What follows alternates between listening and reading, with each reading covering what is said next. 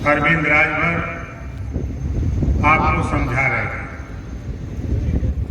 दलित सम्मेलन करने की आवश्यकता क्यों? सवाल यहां खड़ा है कि दलित सम्मेलन करने की आवश्यकता क्यों?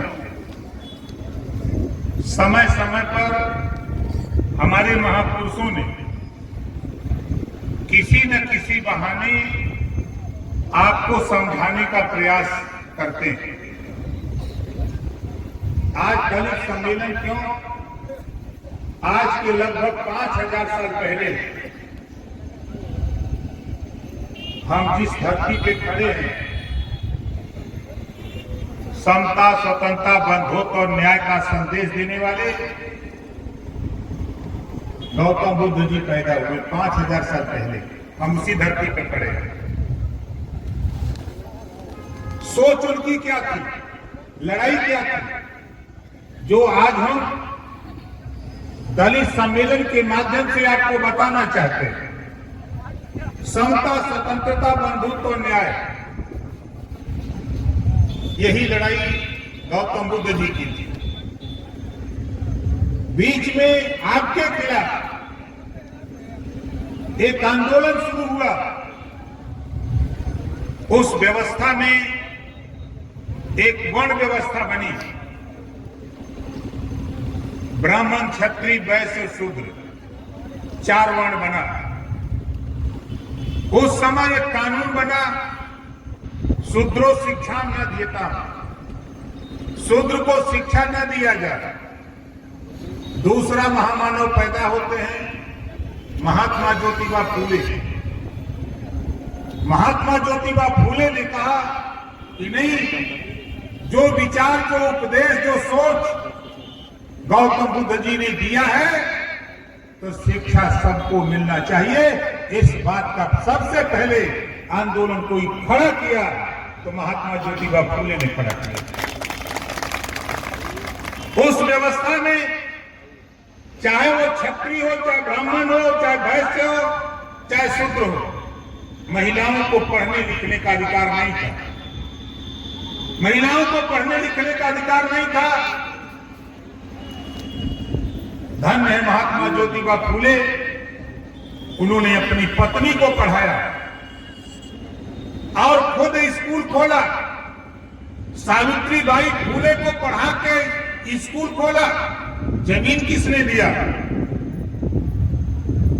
मुसलमान की बेटी ने जमीन दिया अपने विद्यालय खोलने के लिए। और सावित्रीबाई फूले ने लड़कियों को पढ़ाने का पहला काम शुरू किया कि जो कानून बना था उस कानून के खिलाफ आंदोलन छेड़ करके पूरे देश में महिलाओं को पढ़ने लिखने का अधिकार कोई दिया तो सावित्रीबाई फूले ने दिया। हम इसी को एहसास कराने के लिए हमारे माननीय विधायक जी, पूर्व विधायक जी सम्मेलन रखे। आज देश की सर्वोच्च कुर्सी पर अगर महिला बैठी हैं, द्रौपदी मुर्मू जी, तो सावित्रीबाई फूले की देन है, किसी दूसरे की देन नहीं। आगे बढ़िए।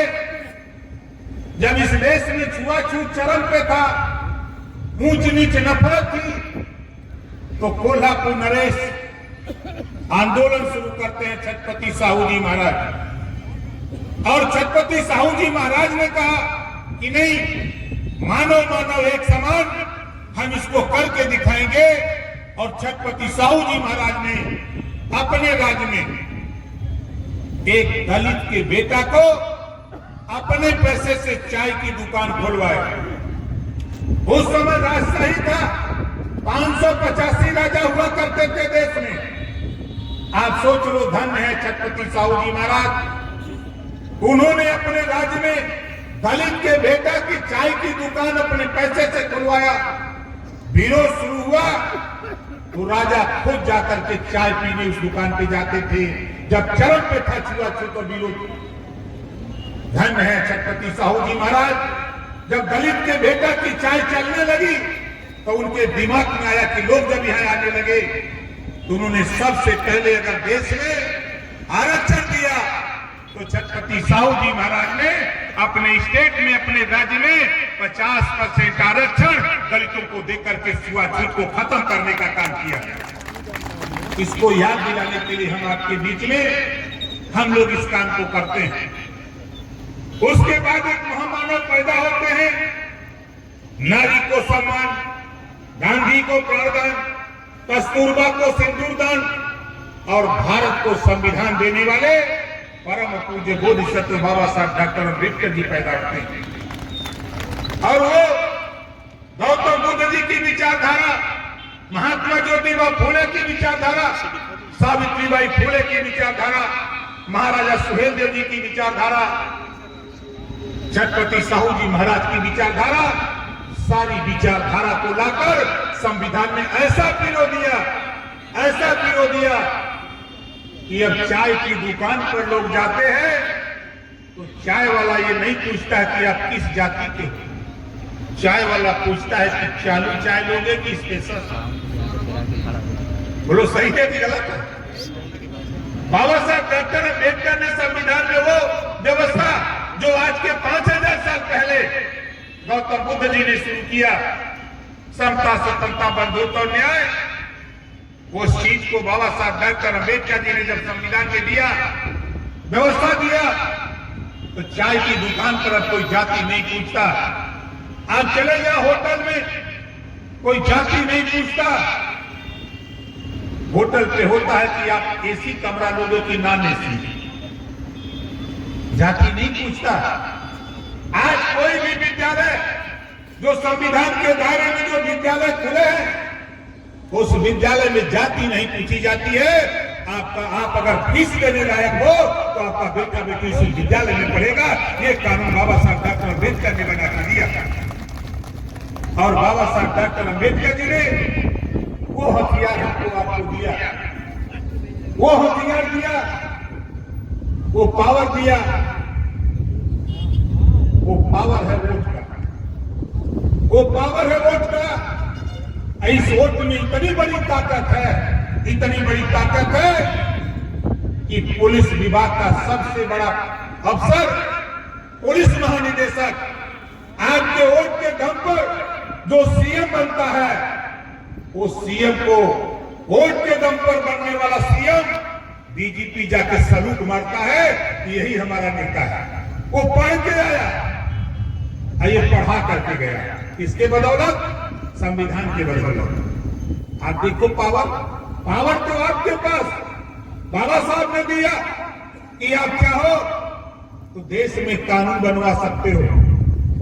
जो सोच गौतम बुद्ध जी की, जो सोच बाबा साहब डॉक्टर अम्बेडकर की, जो सोच महात्मा ज्योतिबा फूले, सावित्रीबाई फूले, छत्रपति साहू जी महाराज, आज देश में एक कानून बना, एक देश एक राशन कार्ड। इसके बदौलत, संविधान के बदौलत, संविधान के बदौलत एक देश एक राशन कार्ड का कानून बन गया। एक देश एक चुनाव का कानून बनाने की तैयारी हो रही है।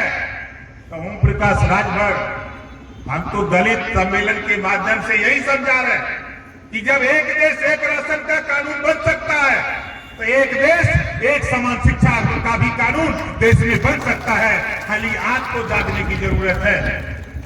हम तो देहात की भाषा में बताऊं, हम तो वो चीज चाहता हूं कि जो पढ़ाई, जो पाठ्यक्रम प्राइवेट स्कूल में है, वही पढ़ाई, वही पाठ्यक्रम हम सरकारी स्कूल में लागू कराने के लिए हम कटिबद्ध हैं। और आप देखते जाओ कि दुनिया के तमाम देशों में शिक्षा और स्वास्थ्य फ्री है।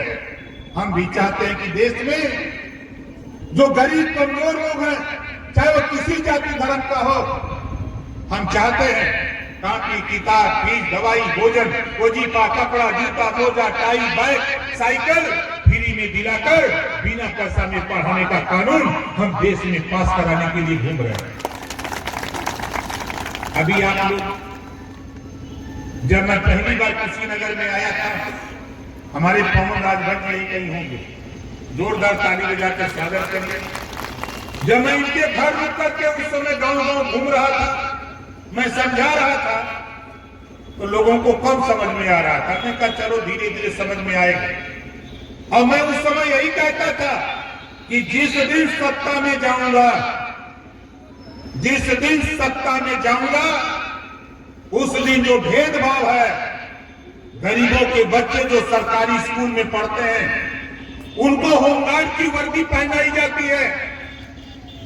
गरीबों के बच्चों को जिस दिन सत्ता में जाऊंगा, होमगार्ड की वर्दी हटाकर गरीबों के बच्चों को भी नया यूनिफॉर्म दिलाने का काम करूंगा। आप बताओ, इसके पहले भी भाजपा की सरकार रही कि नहीं रही? 2017 के पहले कल्याण जी मुख्यमंत्री, राजनाथ जी मुख्यमंत्री, गुप्ता जी मुख्यमंत्री। किसी की हिम्मत सदन में बोलने की नहीं पड़ती थी जो मिनिस्टर बनते थे। जब मैं गया सदन में, भारतीय जनता पार्टी के सहयोग से, साथ में हमारे पूरे विधायक माननीय रामानंद बाबू जी भी थे। मैं कैबिनेट में जब गया, कैबिनेट में बहस शुरू किया कि शिक्षा में भेदभाव हो रहा है। माननीय मुख्यमंत्री वर्तमान योगी आदित्यनाथ जी ने कहा कि ओम प्रकाश जी आप ही को ज्यादा चिंता है। हमने कहा मुझे चिंता नहीं, जब तक वर्दी उतरवा नहीं दूंगा, जब तक कैबिनेट से कानून नहीं बनवा दूंगा, तब तक हम चैन से नहीं बैठेंगे। आप बताओ, होमगार्ड की वर्दी हट गई कि नहीं हट गई? कैसे हटी? जो पावर बाबा साहब डॉक्टर अम्बेडकर ने दिया वोट का, उसी वोट के बदौलत आप लोगों के सहयोग से, आशीर्वाद से हम लोग एमएलए बन के गए, मंत्री बने, बहस किया। वर्दी ही नहीं, टाई, जूता, मोजा, बैग, कॉपी, किताब फ्री में मिलने लगा। बोलो मिलने लगा कि नहीं मिलने लगा? जोर से बोलो, मिलने लगा। अगर बाबा साहब डॉक्टर अम्बेडकर जी ने संविधान में वोट का पावर हमको आपको नहीं दिया होता, ओम प्रकाश राजभर वहां गया नहीं होता, तो किसी नेता की हिम्मत थी क्या बोलने की? आप यहां जितने लोग हो, हम आप बताओ, हम आपसे पूछना चाहते हैं, सदन के अंदर 403 विधायक हैं, 403 विधायक में आपकी आवाज को लेकर के ओम प्रकाश राजभर सदन में बोलता है कि नहीं बोलता है? कितने लोगों को सुनाई देता है? जरा हाथ उठाओ। सुनाई देता है ना? और भी तो एमएलए हैं, वो क्यों नहीं बोलते? वो जानते हैं कि हम अगर बोल दिए तो हमारा टिकट कट जाएगा या मंत्री पद चला जाएगा। दोनों बात समझते हैं, इस नाते बोलते नहीं। हम तो संविधान के दायरे में आपसे कह रहा हूं कि देखो, घबराओ नहीं। आज हमारे पुलिस विभाग के साथी हैं यहाँ, ये भी परेशान है, आप भी परेशान हो, एसडीएम, तहसीलदार, डीएम परेशान, मुख्यमंत्री परेशान। हम तो बैठ करके वहां चर्चा करते हैं, बहस करते हैं, ये बीमारी ठीक करना है। यहाँ आए हुए जजमाली को हम दलित सम्मेलन के माध्यम से एक सवाल आपसे पूछता हूं। आज बड़े पैमाने पर पूरे प्रदेश में समस्या है, रेवन्यू की समस्या के बदौलत दरोगा जी भी परेशान, एसपी भी परेशान, डीएम भी, एसडीएम। एक कानून चाहता हूं, एक कानून चाहता हूं, कोई भी जमीन अगर कोई बैनामा कराना चाहता है, 1 हफ्ते के अंदर ऑनलाइन परमिशन। जिस दिन वो अप्लाई करे, 1000 रुपया फीस है पक्की पैमाइश का। अगर वो बैनामे के लिए करता है तो जिस दिन वो अप्लाई करे, रसीद जमा कर दे, 8 दिन के अंदर उसको परमिशन बैनामे की मिल जानी चाहिए। 8 दिन के अंदर परमिशन देगा कौन? रिपोर्ट होगी लेखपाल की, कानून को, तहसीलदार, एसडीएम, ये 4 की रिपोर्ट होगी, परमिशन मिलेगा। 15 दिन के अंदर दाखिल खारिज और सरकारी नक्शे में जितना जमीन वो बैनामा कराएगा, उतना बटा डाल करके उसका सीमांकन कराने का कानून बनाना चाहता है। दूसरे कानून, रेवन्यू के सवाल। दूसरा कानून चाहता हूं, आप अपनी जमीन नपवाने के लिए 1-1 साल, 1.5 साल, 6-6 महीना घूम रहे हो। हम कानून चाहते हैं कि जिस दिन आप 1000 रुपया फीस जमा करो, ऑनलाइन अप्लाई होगी, और 35 दिन के अंदर जो संबंधित अधिकारी संबंधित अधिकारी जिसको निर्देश होगा नापने के लिए, अगर 35 दिन के अंदर उस काश्तकार की पैमाइश नहीं हो जाती है तो उस अधिकारी के खिलाफ 420 का मुकदमा लिख के जेल भेजने का कानून बनना चाहिए। और तीसरा क्या होना चाहिए, कोई व्यक्ति कोई भी किसी जाति धर्म का है, चाहे वो खलिहान में बसा हो, चाहे पोखरी पर बसा हो, चाहे बंजर में बसा हो, चाहे आबादी में बसा हो, जो जहां बसा है उसका सीमांकन करके नक्शे में उसका एरिया दर्ज करके खतौनी उसके हवाले करने के लिए एक कानून हम उत्तर प्रदेश में बनवाने के लिए परेशान हैं। बोलो ये कानून बन जाए, पास हो जाए तो जमीन का झगड़ा तो हमको अंदाजा 50-60% तो पासा हो जाएगा। बोलो खत्म हो जाएगा कि नहीं हो पाएगा? अब थाने जाओगे एसडीएम क्या जाओगे? नहीं जाओगे। जो जुडिशियल में जाके लड़ते हो बिना वजह, वहां भी मामला खत्म, 50 से 60% मामले हुआ भी रुक जाएंगे। ये कानून मैं क्यों कह रहा हूं, आप घबराओ नहीं, ये मैं आपसे नहीं, ये बात 18 जुलाई को अपने देश के प्रधानमंत्री माननीय नरेंद्र मोदी जी से दिल्ली में बैठ करके चर्चा किया हूं कि ये कानून बनना चाहिए ताकि गरीबों का कल्याण। ये सारे मुकदमे जो न्यायालय में पेंडिंग पड़े हैं, दरोगा हमारा परेशान, सीओ परेशान, रेवेन्यू के अधिकारी परेशान, कानून बनवा दो, अपने आप समस्या का समाधान हो जाएगा। हम खतौनी लेने के लिए तरस रहे, हम नाम संशोधन कराने के लिए परेशान। प्रधानमंत्री जी ने कहा कि धैर्य रखो, जो बात आप मेरे सामने कह रहे हो, मेरे यहाँ 543 मेंबर ऑफ पार्लियामेंट हैं, किसी सांसद की हिम्मत नहीं पड़ी ये सही बात हमारे सामने कोई रख सके। मैं मुख्यमंत्री जी माननीय योगी आदित्यनाथ जी 10 दिन 8 दिन जब मन करता है मिलते हैं, उनको भी समझाते हैं। आपने देखा होगा ड्रोन कैमरा से सर्वे हुआ था, जानकारी है कि नहीं? ड्रोन कैमरा से सर्वे हुआ था, आप नहीं समझ पाओगे, लेकिन ओम प्रकाश राजभर हमने उनको समझाया, हमने अमित शाह जी को समझाया, मोदी जी को समझाया कि ये चीज अगर हो जाए तो हम बड़ी सफलता हासिल कर सकते हैं। सर्वे हुआ, कुछ टेक्निकल चीजें फंसी हैं, उसके निस्तारण के लिए काम होगा।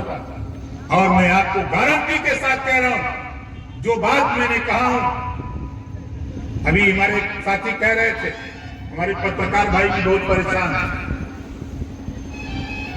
पहला सवाल आप लोगों का यही होता है, तो खैर वो सवाल, यही सवाल पे हम सवाल करते हैं कि अब सरकार, बात फाइनल हो गई है, दिल्ली से लेकर लखनऊ तक मुख्यमंत्री माननीय योगी आदित्यनाथ जी, गृह मंत्री माननीय अमित शाह जी और प्रधानमंत्री माननीय नरेंद्र मोदी जी बैठ के बात तय हो गई है। अब देश और प्रदेश की सरकार से बनाई गई योजनाओं को लेकर सभी विभाग के अधिकारी आपके गांव में आपकी समस्या समाधान करने के लिए आ रहे हैं। ये नोट कर लेना, हम सभी साथियों से कह रहे हो, चाहे आपके खतौनी में नाम वरासत का मामला हो, वहां रेवेन्यू का अधिकारी बैठेगा, आप वहां जाकर के अपना निस्तारण करा लेना। अगर नहीं होता है वो रिकॉर्ड होगा, वहां वीडियो बनेगा। खेल शुरू हो गया है। जो आपका आयुष्मान कार्ड 5 लाख गरीबों का इलाज के लिए जिसको पता नहीं, पूरे गांव में सूचना देकर के वहीं आयुष्मान कार्ड बनाने की तैयारी हो रही है, वो आपके गांव में काम होगा। जिसका राशन कार्ड नहीं बना, वहीं इंस्पेक्टर बैठा रहेगा, वहीं आपके प्रधान जी रहेंगे, सारे अधिकारी वहीं गांव में रहेंगे। जिसकी समस्या राशन कार्ड की है उसका भी निदान वही होगा। जिसका रास्ते का समस्या है उस रास्ते की समस्या के लिए भी अधिकारी वहीं आपके गांव में बैठ करके 5 घंटे का कार्यक्रम चलेगा और 5 घंटे में अलग अलग विभागों के, पुलिस विभाग का भी वहां स्टॉल लगेगा, किसान विभाग का, कृषि का भी स्टॉल लगेगा। सबकी समस्या का समाधान करने की बात ओम प्रकाश राजभर ने दिल्ली से लेकर लखनऊ तक शुरू किया। आप बताओ, सरकार अगर आपके गांव में जाए, आपकी समस्या का समाधान करे, तो बोलो सही रहेगा कि नहीं रहेगा? कितने लोग चाहते हो कि सही रहेगा? सही रहेगा ना? अपनी अपनी समस्या से परेशान मत, हम लोग भी परेशान हैं। जब कहीं डाक बंगले पर रुकते हैं, कहीं कार्यक्रम में जाते हैं, किसी गांव में जाते हैं, हम तो गांव में घूमते हैं, तो समस्याओं का अंबार मिल जाता है।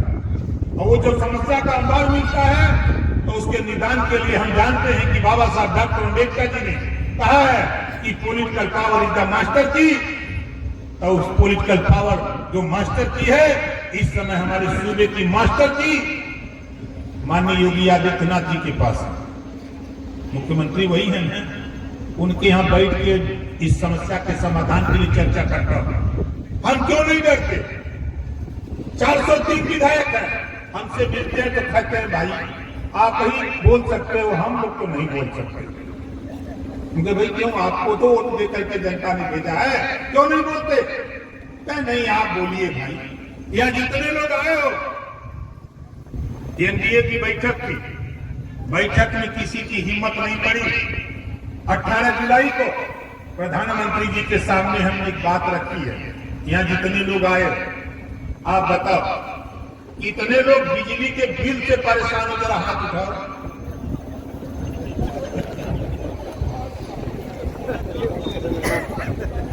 देखो, ये बीमारी है, इस बीमारी को ठीक करने की तैयारी हो रही है। अभी आपने देखा, मैं 2 दिन बैठा था AK शर्मा जी के, अभी जो आपके ऊर्जा मंत्री हैं AK शर्मा जी के बैठा था, हमारी उनकी बातचीत हो रही थी। हमने कहा भाई देखो, मैं तो गांव जाता हूं, जब पूछता हूं तो लोग बहुत परेशान हैं। आपके पहले जो सरकार थी और वैसी स्कीम बनी, हम उनको अपनी भाषा में समझाए कि गांव के जो अशिक्षित लोग हैं, कम पढ़े लिखे लोग हैं, उनके बीच में ठेकेदार गया तो ठेकेदार कहा कि भाई देखो, ये बिजली में हम ये स्मार्ट मीटर लगा रहे हैं। तो गरीब पूछा कि बिजली फ्री में मिली, तो ठेकेदार अपना वो मीटर लगाने के लिए झूठ बोल दिया कि बिजली फ्री में मिली। अब गरीब से ले लिया वो आधार कार्ड और उसके मड़ई में ठोक के चला गया स्मार्ट मीटर। अब वो गरीब तो सोच रहा कि अब तक फ्री में मिल जाता, एक बल्ब की जगह वो 5 को जलाता था। अब वो करी है बिल जब आया चाप के, कोई घर 15,000, 20,000, 30,000, 40,000, बोलो बिल आया कि नहीं आया? आया ना। इस बात को मैंने ऊर्जा मंत्री के सामने रखी। 2 दिन हमारी उनकी चर्चा हुई। उस चर्चा में जानते हो क्या हुआ? उन्होंने एक अध्यादेश जारी किया पूरे प्रदेश में कि जितने लोग बकायेदार हैं, अलग अलग रेट सर्किल तय करके 60%, 70%, 80% बिजली का बिल माफ करने के लिए जाओ आप फीडर पर, वहां बता दो कि मेरा ये है। अगर जिसका 1 लाख था तो उसका 30,000, 35,000, 32,000 रुपया आया। जिनको जानकारी मिली जाकर के जमा कर दिए, उनको तो निजात मिल गई, उनको निजात मिल गई। अभी मैं फिर उनसे मिला, हमने कहा कि रेट बढ़ाओगे माल भी मिलेगा। भाई जो जमा कर रहा कुछ तो जमा कर जा, कुछ नहीं होता था। और हम तो भाई चाह रहे हैं कि देखो, दिल्ली में और पंजाब में घरेलू बिजली का बिल माफ है। आप यूनिट तो आप समझोगे नहीं भाई, वहां 300 यूनिट बिजली फ्री है। अब यूनिट आप नहीं समझोगे, बहुत से लोग नहीं समझेंगे। हम चाहते हैं घरेलू बिजली, जो आप बल्ब जलाते हो, पंखा चलाते हो, ट्यूबलाइट जलाते हो, घरेलू बिजली का बिल दिल्ली और पंजाब की तरह पूरे देश में माफ होना चाहिए। ये हम लड़ाई करना चाहते हैं। बताओ कितने लोग बिजली का बिल घरेलू माफ करना चाहते हो? चाहते हो? इसी नाते का सम्मेलन हो रहा। ये मत सोचना हम वोट के राजनीति नहीं करते, मत वोट देना, मुझे वोट नहीं चाहिए। लड़ाई अगर लड़ना है तो बाबा साहब डॉक्टर अम्बेडकर जी ने कहा है, बीमारी ठीक करना है, अपना वोट देके इकट्ठा करो। इसी वोट के दम पर तेरे बच्चे को अच्छी शिक्षा मिल सकती है, तेरे बच्चे को अच्छे स्वास्थ्य की सुविधा मिल सकती है। और चाहो तो इसी वोट के दम पर घरेलू बिजली का बिल भी माफ कर सकते हो। यहाँ जितने लोग हो, हम कुशीनगर में जब आते हैं तो हमको याद आता है बुद्ध जी की नगरी। यहाँ जितने लोग हो, देखो आजादी के दीवाने, आजादी की लड़ाई लड़ने वाले हमारे जो महापुरुष, चाहे सरदार वल्लभ भाई पटेल जी की बात करें हम, चाहे राष्ट्रपिता महात्मा गांधी जी की बात करें, चाहे चंद्रशेखर आजाद जी की बात करें, हम जितने महापुरुष हुए आजादी की लड़ाई में आगे आए, उन लोगों ने उस समय सबसे बड़ी कमजोर और सबसे मजबूत नब्ज पकड़ी थी कि देश में गरीबों की दुर्गति का कारण अगर कोई बात है तो जो अंग्रेजों ने शराब की व्यवस्था बनाई है वही गरीबों के कमजोर करने की कड़ी है। इस नाते महात्मा गांधी, चंद्रशेखर आजाद, सरदार वल्लभ भाई पटेल जी ने कहा कि जिस दिन देश आजाद होगा उस दिन पूरे देश में शराब बंद होगी। गुजरात तो पहले ही बंद हो गई, क्योंकि गुजरात से गांधी जी आते थे, गुजरात से सरदार वल्लभ भाई पटेल आते हैं, वहां तो शराब बंद हो गई। यहाँ जितने लोग आए हो ईमानदारी से बताओ, कितने लोग शराब बंद कराना चाहते हो? देखा जी पिया तो हाथ नहीं उठावा था।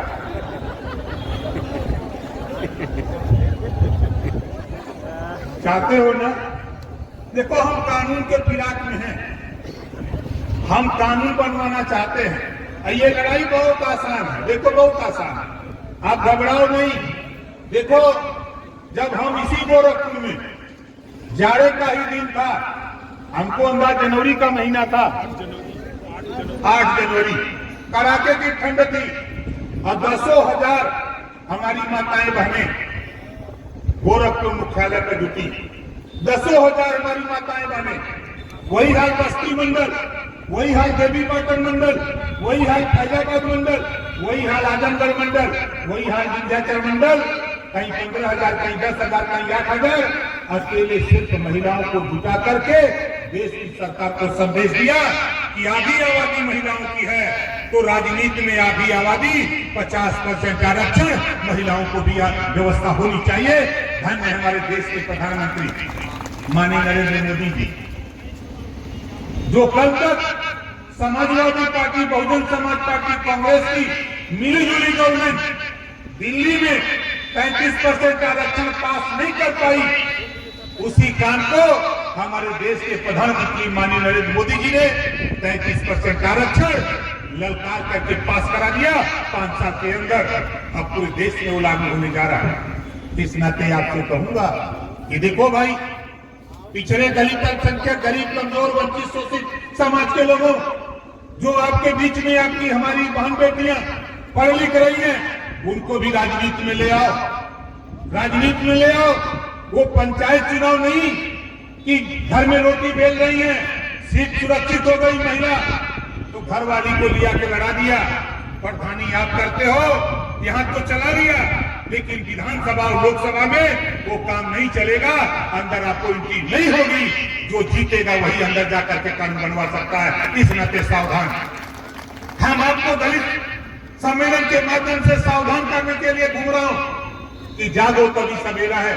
35% आरक्षण 5 साल के अंदर लागू होने जा रहा है।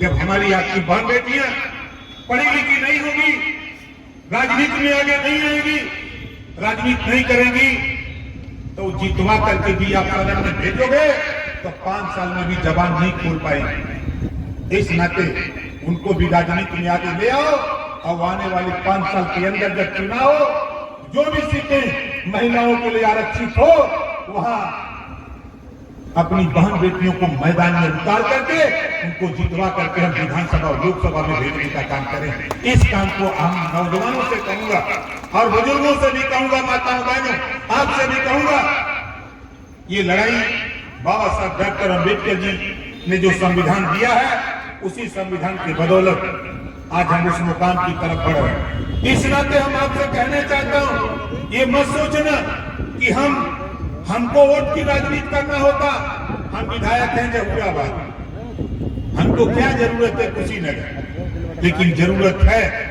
कि जो लड़ाई, जो आंदोलन गौतम बुद्ध जी ने शुरू किया, महात्मा ज्योतिबा फुले, सावित्रीबाई फुले ने आगे बढ़ाया, हमारे छत्रपति साहू जी महाराज ने उसको आगे बढ़ाया, बाबा साहब डॉक्टर अम्बेडकर जी ने आगे बढ़ाते हुए एक संविधान बना करके दिया कि जागो और उठो सुबह उठ करके संविधान की बदौलत देश में लड़ाई लड़ो और तुझे हक हिस्सा मिलेगा, सम्मान मिलेगा। जो सोच गौतम बुद्ध जी का हो उस सपने को साकार करने के लिए आज वो समय आ गया है साथियों। अब तो हम तो देखते हैं बड़े पैमाने पर ये पिछड़े समाज के लोग जब नाम आता तो पिछड़े, नाम आता है पिछड़े, ये पीछे चलते हैं। आज तो हमने देखा कि हाँ हमारे कई चौहान समाज के लोग, मौर्य समाज के लोग, ब्राह्मण, राजपूत, भूमिहार, यादव या यूं कह लो अहिर गडेरी, कुंडी, कोयली, भर, चमार, मुसा, गोदी, कटी, पासी, केवट, बिन, मला, जुड़ा, दुनिया, तारिक, शेख, सैयद, पठान, चौहान, ठाकुर, ब्राह्मण, बनिया, लाला, गो, खरवार, आरा, कर्कबंसी, बंजारा, बहलिया, खानहार, सभी जाति के लोगों को हमने देखा कि आज ओम प्रकाश राजभर की विचारधारा, बेशक ओम प्रकाश राजभर कोई ऐसा धर्म, 25 करोड़ आबादी उत्तर प्रदेश, 140 करोड़ आबादी पूरे देश की, कोई ऐसा घर नहीं जिस घर में ओम प्रकाश राजभर की दस्तक नहीं। हर घर में हम, आप मोबाइल खोलो, आपके मोबाइल में राजभर हाजिर, बोलो है कि नहीं?